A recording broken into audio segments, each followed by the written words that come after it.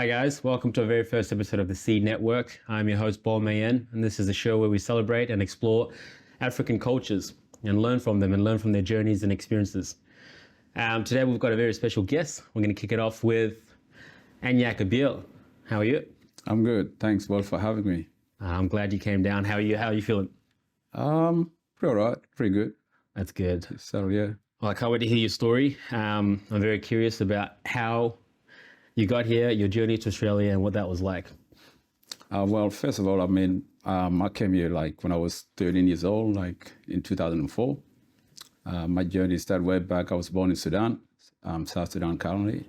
I left South Sudan at age 6, went to Kenya, went with my uncle family. At the time, I was, went there for education, and for education, I came here too. So for that reason, I found myself in Australia. I love that. Let's talk a little bit more about what it was like in Sudan, because I moved when I was 3, and then I moved from Sudan to Egypt, and then came here when I was 6. So I didn't really experience Sudan too much. What was Sudan like for you? To be honest, similar to you as well, because I was born there and I left when I was 6 years, so I cannot remember much at all. Yeah. I can say, during my years in Kenya, because I went there when I was like 6 or 7, so I kind of just, got to experience the place there, but I didn't know much as well, in the place where I was born. But I can say my journey, I became more aware as I was in Kenya and then to Australia. I love that. I went up to Egypt. I know a lot of people go different ways that were born in Sudan. How come you went down to Kenya? I went down to Kenya with my uncle family, because at the time my uncle actually took me from my family to Kenya, neighboring country. At the time there was war going on, civil war. I didn't even know myself, but the story I heard was my uncle just took me next door for education. Until as I get a bit older, I start to realize, for education, but also too because there's civil war going on in South Sudan. So that's one of the reasons as well. I was in Kenya. There's a lot of refugees that found their way to Kenya, just as much as you've said. Some went to Egypt in different areas as well. Yeah. So do you have a big family? Yeah. Were you the only person that went to Kenya? Yeah, I was the only person in my family. There's 4 of us. I'm the youngest. In my family, I got older brother, 2 sisters in the middle, and then me last. So I think for my uncle, it was an ideal thing to take the youngest for education next door, or just take them away from the whole conflict, really. I love that. And how was Kenya? Kenya was good because I went there, like I mentioned earlier, age 6 to 7. So, it was fun. Being young, sometimes, you're kind of oblivious to a lot of things. It's the hardship of being there, or just the whole thing, being young, you sometimes don't put the two together until you get a bit older. You start to connect the dot and be like, oh, wow, okay, this was it. But I would say first time I went there, I was in the rural area of Kenya, and it was pretty cool. It was fun time, I had keep some animal like rabbits and doing all this other fun stuff as being a young person, but not to also leave away the experience of being in the refugee camp as well, and back and forth, and then coming here. So I would say it was good. Some of the things at a young age I didn't know what to make of them or comprehend them in any way. But as I'm getting older now, I can understand how some things were as they were in a way. Yeah. What was your most memorable moment in Kenya? The most memorable moment was just being a youngster, really, just loving nature. Like I said, I was keeping rabbits, feed them grass and that kind of stuff. I thought that was fun. Getting avocado, fruit before it ripe, and, just looking forward to it. That was those kind of little things, and just, just playing and, catching up with friends and that kind of stuff. So it was pretty good. I love that. And then you moved to refugee camp for the process, I think. Okay. Yeah, that for the most people that came here as well through humanitarian visa, there's a process that goes on as well where you have to go to camp and do the process for you to come here to Australia through humanitarian visas. So that was part of my story as well. And how long did that process take? As a youngster, I would have no clue. These are some of the things uncles, aunties, and elders kind of look after. I only found myself, getting on the plane. I knew the process was going on, but I was quite young at the time. It would have been, 11 to 12? Because I arrived here when I was 13 years old. So much of the process of all of these things to come here, I have no clue of it until, now I know what it takes to go through that process to come here. Yeah. And then you got here when you were 13, you said? Yep. Came here when I was 13 years old. to Melbourne. We settled down in the northern suburb around Reservoir area, and everything. Then been there for a little while. I've done my schooling there as well. I went to high school there, but before I went to high school, like most people that come to Australia through a humanitarian visa or just from, those who speak English as a second language, there's this process where you have to go through language school, and then, you go to high school after that. Sometimes they might put you down, level below, or they might put you up because of your age. But at the time, because of being in Kenya, I did go to school. Went to kindergarten a bit. I started from grade 1 to grade 7 as well. So when I came here, when I went to that English language, I didn't know how to read and write, but I couldn't speak as much in English.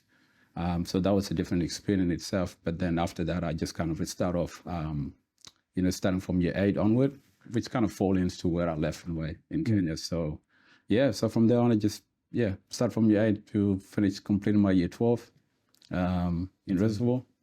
How was school in Kenya all the way up to when you were in year 8? How was that? School in Kenya is it's a bit tough and different because, it's pretty strict, to be honest. It's pretty strict in a way that, I don't know, maybe some school is different, because I went to the school that was at the camp. I think it was a bit more militant in a way. You're late, you're going to get a rule or something, you don't copy notes down, that kind of stuff. So I think it was a bit more strict, but also they kind of push you to do really well. Because I remember when I first went to grade 1, they have this system where they announce people like in big, massive parade, like where a lot of people, like, you have to be in the top 10, 1 to 10, basically. And if you haven't made it to top 10, then you kind of like, you probably get in trouble with some of your folks or guiding and that kind of stuff. So it was pretty tough. So and in the class, you have a lot of people, like even 50, 60, 80 onward, and different age group as well. Unlike Australia, which I found a bit different when I came here, was like, if you have to be with your age group, you got 20 to whatever, 25 to 30 max in class. And not only that, there was no exam. Like growing up in Kenya, we had exam from grade 1 to grade 7. You do exam, you sit exam. And those were hard as well. You didn't use calculators back then. But when you come to Australia, everyone used calculator or just, like I felt like it was too easy. In a way. We'll get back to Australia, but I'm so fascinated about being in Kenya. What was the most valuable lesson you reckon you learned just from being in Kenya? The hardship, how strict it was. What was, do you reckon, the most valuable lesson? The most valuable lesson I can take out of that is the ability to push yourself, no matter through the hardship, I guess, and also to do better, basically. Because like I told you, like even just a young person with all the odds in being in that kind of environment and also going to school as well, you almost push yourself a lot to kind of do well in school. And it's something that, parents or your guidance will look, was frowned upon, like to perform well. And sometimes it was at some point, some of us back then, I guess if you didn't perform well, even in your 30s or something, you want to change that number up to a lot lesser, maybe in your like number 15 or something. That was that. It's like that mindset of wanting to do better. And I love that. And I know you said that it felt a lot easier because of how strict it was in Kenya compared to what it was like here. That probably because of obviously the strictness, but was anything that you find difficult as well when you were going to school in Australia? The only thing I found difficult, I mean, I was happy there was no exam, first of all, to be honest. I was like, thank God there's no exam. I don't have to sit exam anymore. There was no strict teachers, where you probably, they have corporal punishment in some countries as you know it. They got the whole ruler thing and you name it. So I was just like relieved to feel like, oh, gee, there's no exam, there's no corporal punishment and that kind of stuff. Oh, thank God for that. But in terms of what I found like that was hard in Australia, I think it's just trying to, learn the culture, basically, find myself like in a new culture. And I think that was a bit different. I mean, to be honest, as most of us come here, being in Kenya, there's a lot of African people from African background. So being here was more like, oh, gee, there's a lot of white people. I've never been in that environment before, and I need to navigate this environment that I found myself in, and also learn the ways of the culture as well through the, school system. So that was that really, I would say, just navigating and trying to understand how things work. Well, there we go. That was just introduction. I'm looking forward for more. We're just going to a quick break. So stay tuned. We'll be back.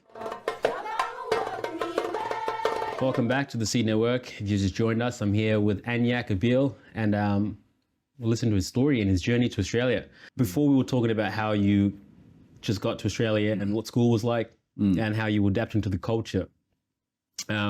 With that, how was it with learning your own culture as well at the same time? Because for me, I ended up losing.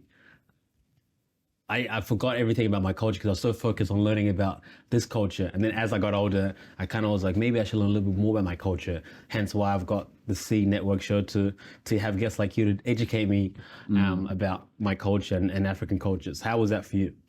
Well, I guess in my story, I mean, coming to Australia at the age of 13 and growing up in African countries such as Kenya, where there's, a lot of people, and also too, the people I had around me also too was nothing but culture. Like, we'll go to school, we'll learn English, read and write, but we'll come home, we speak our language. So basically, from early on, it was nothing but just the culture around me. So that kind of like equipped me in a lot of ways. Like when I came to Australia, I felt like I was like strongly connected to the African roots, the African culture, because that's all I knew. And a lot of people around me, would tell stories. So I'll listen as well as a young person.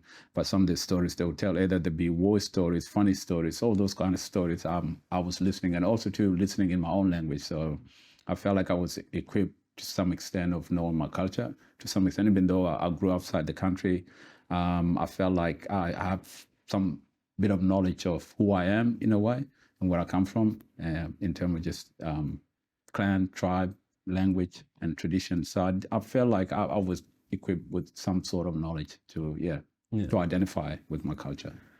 I love that. When you moved here, because you were in the northern suburbs, was there a lot of African people there at the time?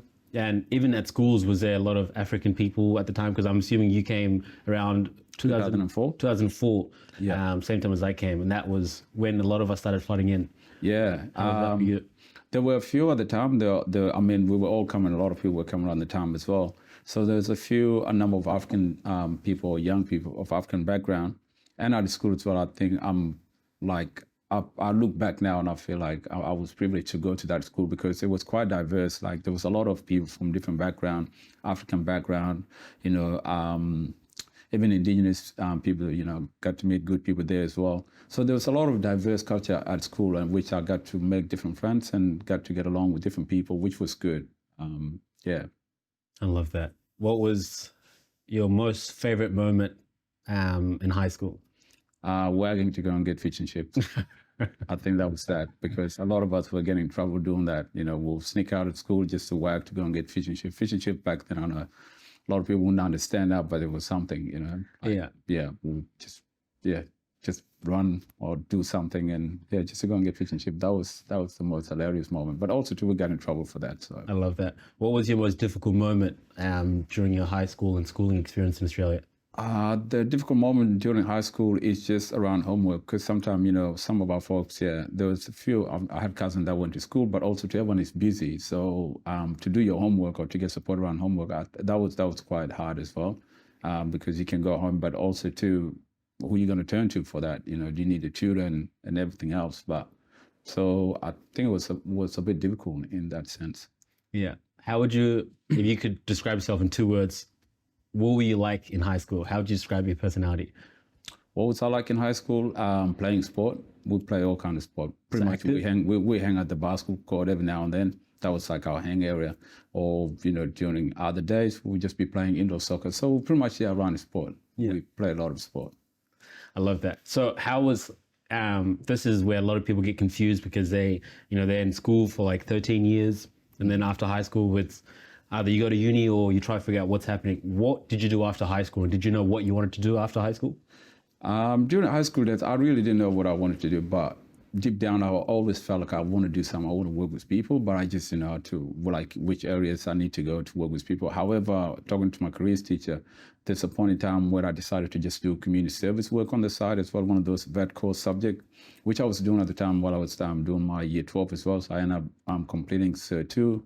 In community service, and then after I finished high school, I continued to do Cert 3 in community service as well. And from there on, there was just this urge, or just this drive that for some reason I just wanted to become a police officer. And those at the time, the Big Four were recruiting, and I just went and done the test. However, I failed the test. I think it was maths actually. And when you do that, you have to wait for another 12 months. And I wanted to become a police officer bad for some reason. I don't know why.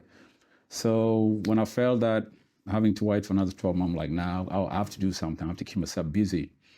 I remember I ended up doing aptitude tests as well in the army. So I passed. I had a few positions. So I was going to go into the army, just do the training and come back and be the local police. But then again, I changed my mind at the time due to family reasons. So I didn't continue to join the army to train and become a military police and then come back into the community. So I'm like, what am I going to do next? So I just Googled this course, and there was a course online that I found was a sequential course that Cert 4 to advance diploma in justice or criminal justice.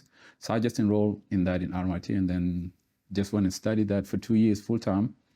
And yeah, from there on, I completed it, and I was looking to get a job within, the criminal justice system, but that wasn't easy. So I went back doing some factory work here and there.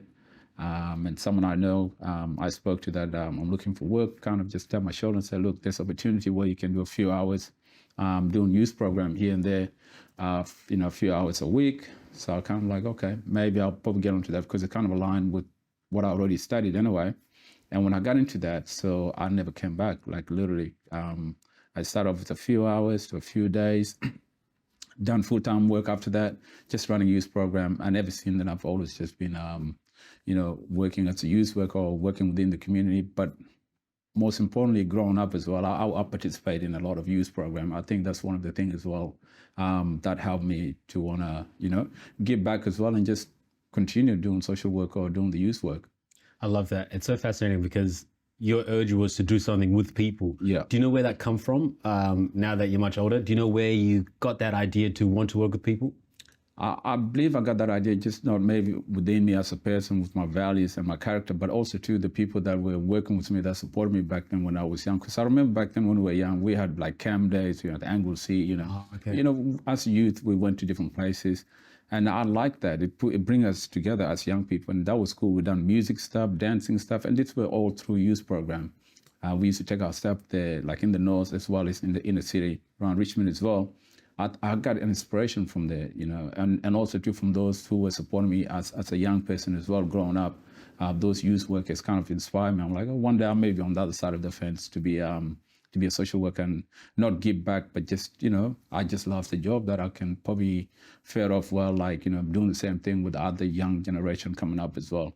And I believe ever since then that has always been my gig, and it's something I'm proud of and look forward to, to keep doing and support the young people. I love that. And where have you done some of the work that you're doing with young people? And yeah, let's start off there. I've done a lot of work doing youth program in the inner city, Carlton area, North Melbourne,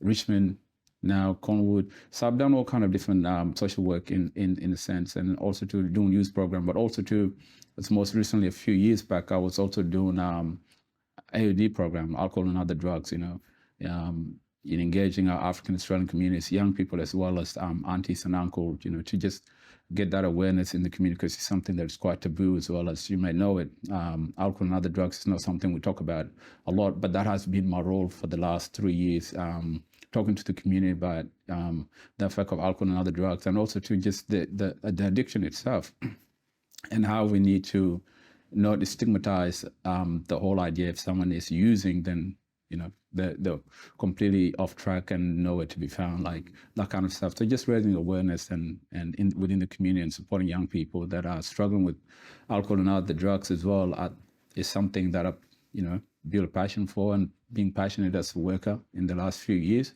And it's something I wish, we'll continue with other generation as well, to raise awareness in areas where we feel ashamed to talk about those things. Once again, guys, we're going to go on a quick break, but stay tuned. We're going to be back and talking more about Anyaak's occupation and why he got involved and all that. So stay tuned. We'll be back. Welcome again to the C Network. We're here with Anyaak Abiel, and we've just been talking about his journey to Australia, what school was like, and now we're going to talk about his occupation, which I can't wait to get into. So Anyaak, before you were talking about what you do now, which is working with communities and stuff like that, and getting more involved with AOD programs, stuff like that. You've been here since 2004, which means it's almost been 20 years. In that 19 years of being in Australia, have you noticed more people getting involved with community work? Have you seen more people being informed about things that are taboo in our community, or how's that been? Oh yeah, sure, definitely.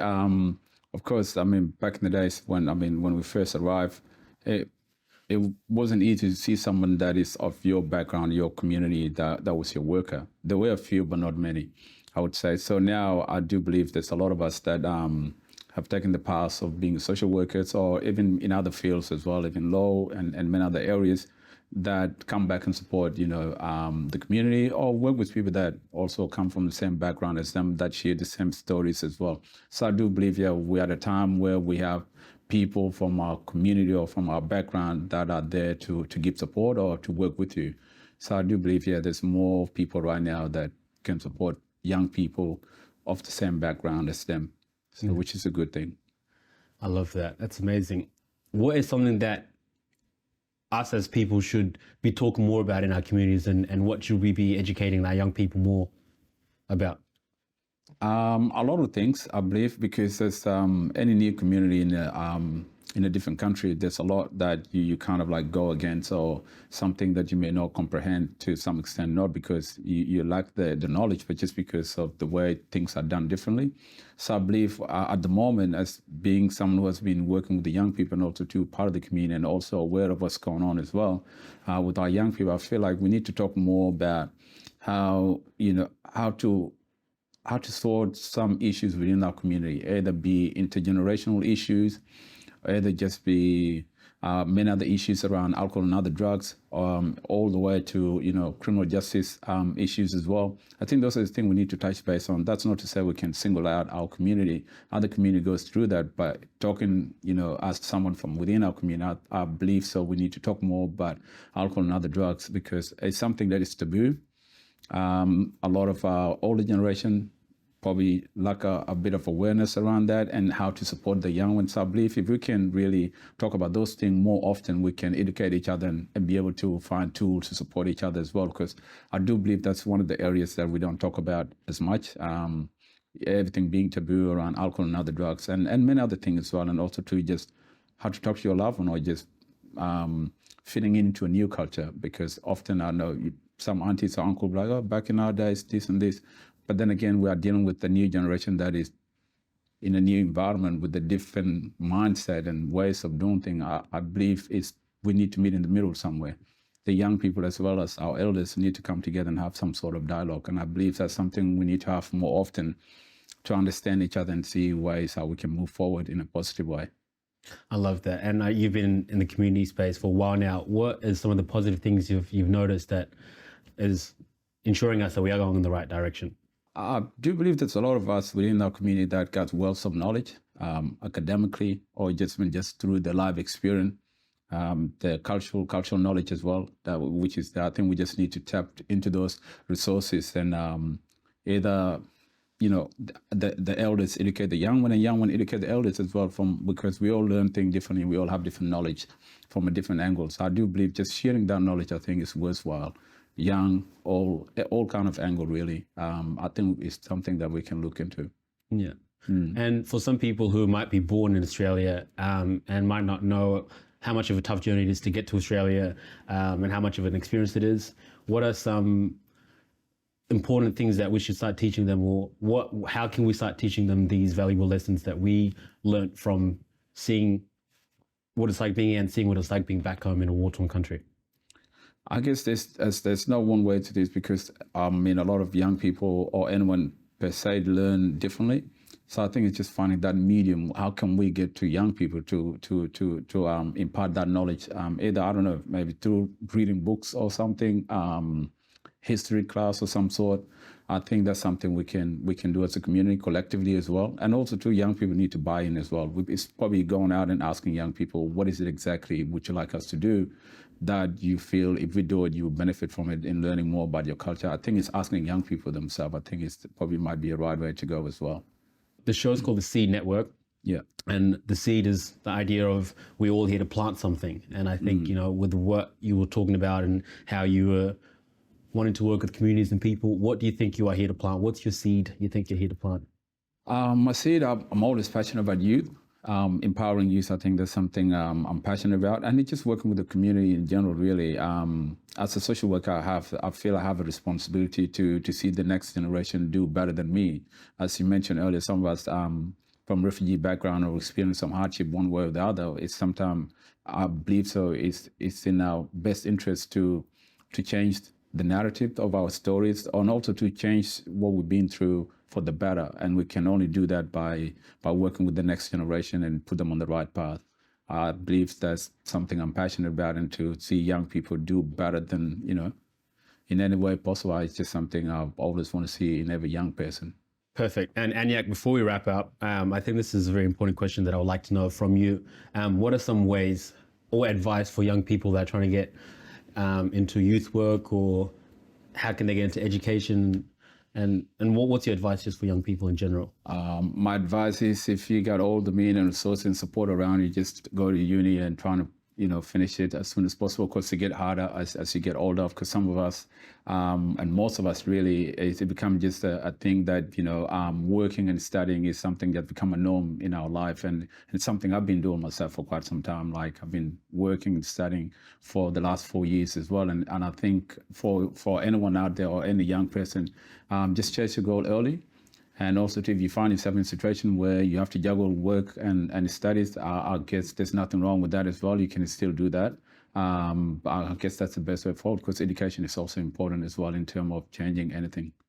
What advice would you have for maybe our parents who are on the fence of learning about this culture and have the old mentality? What advice would you give the parents?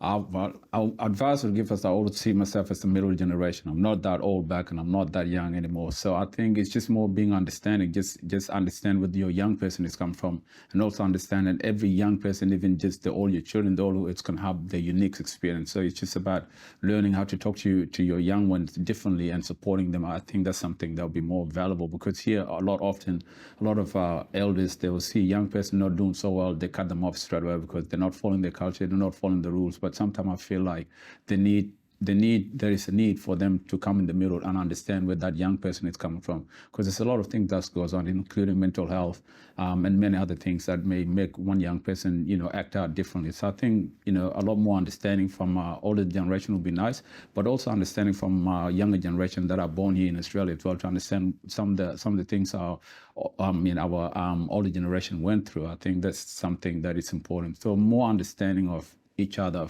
from different angles. For sure. Yeah. I love that. I think that was very important. But yeah, that was a great conversation. I've learned so much, and thank you so much once again for joining us. And thank you guys if you guys have watched it this far. And I'll see you guys in the next episode.